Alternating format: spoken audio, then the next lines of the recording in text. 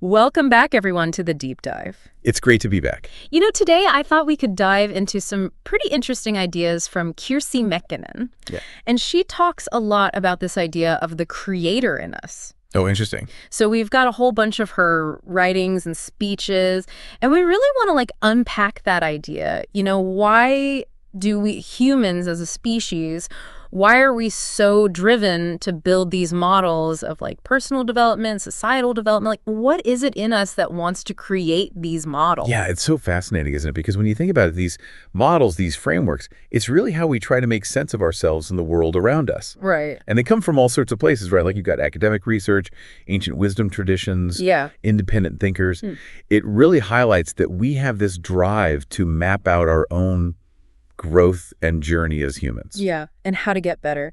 And it's not always smooth sailing. Right. Mäkinen actually points out this sort of core tension that's in her work, which is that this amazing human capacity to create can be both really positive and constructive. Yeah. But it can also be, the opposite, right? Yeah. And one thing she does, which I find really interesting, is she highlights what she calls four-part models. Okay.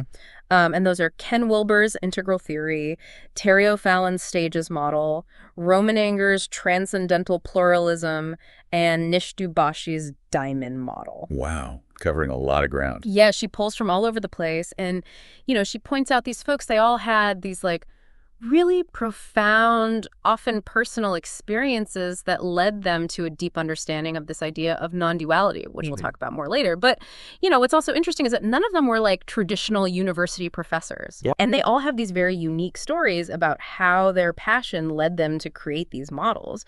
So our mission today is to really understand what Mäkinen thinks about this creator in us, this paradox that's at the heart of why we make stuff and why we try to figure stuff out, and ultimately what it all means for, someone like you who's listening, who's always trying to learn new stuff and gain new perspectives.